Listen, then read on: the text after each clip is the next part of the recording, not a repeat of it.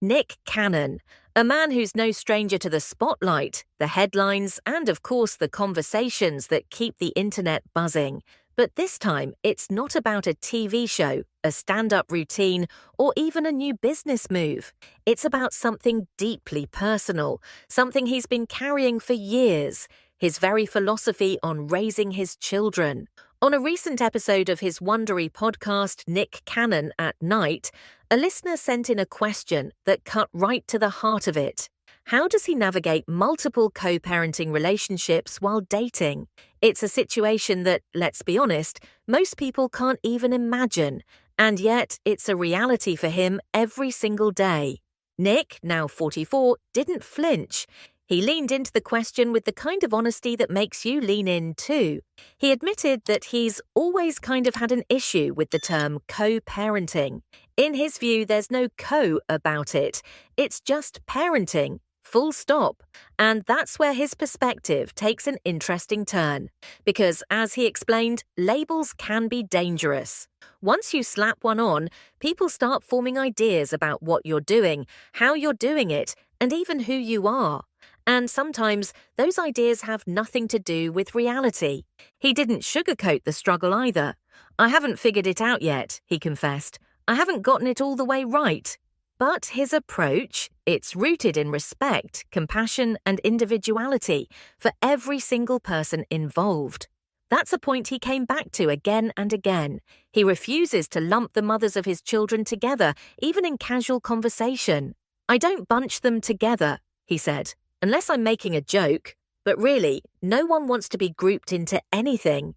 You could feel the weight of those words, because it wasn't just a celebrity soundbite. It was a man talking about the dignity and humanity of the people he shares his life with. He believes everyone deserves to be treated like an individual. And when his guest, comedian Flame Monroe, asked the question everyone wonders, do all the mothers get along?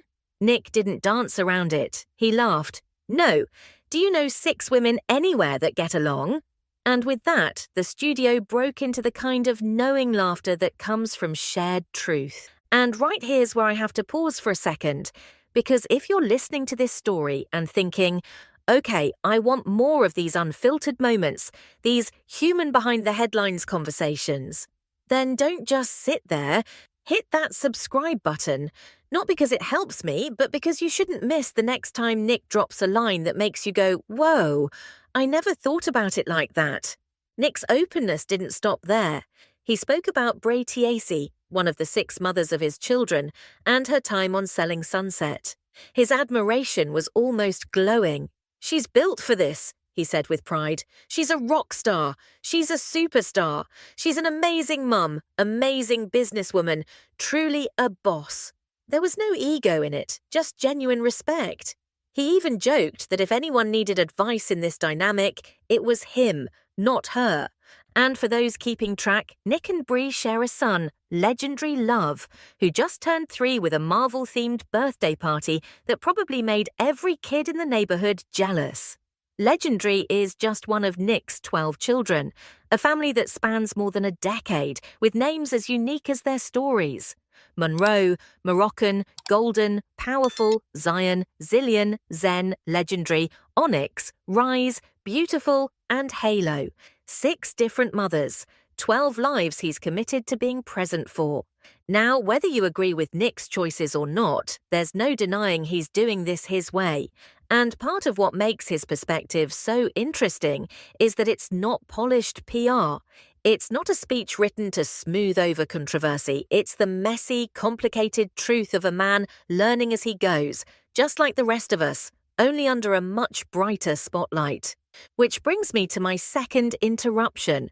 If you've been nodding along, maybe shaking your head at the tough questions, maybe even laughing at the real-life humor in it all, then seriously, stop letting these moments pass you by. Go ahead and hit subscribe now, because this is the stuff you can't fake, and you shouldn't have to hunt for it. Nick wrapped things up with the kind of self-awareness that leaves you thinking long after the episode ends. He's not perfect, he knows it, and he's not pretending otherwise. But he's committed to respect, to compassion, and to treating every person in his life as an individual. It's a philosophy that might not fit neatly into a label, and that's exactly the point. For Nick Cannon, parenting isn't about categories or comparisons. It's about showing up, moment by moment, for the people who matter most. And whether you see him as a headline maker, a host, a father, or just a man figuring it out, one thing's for sure, the story isn't over yet.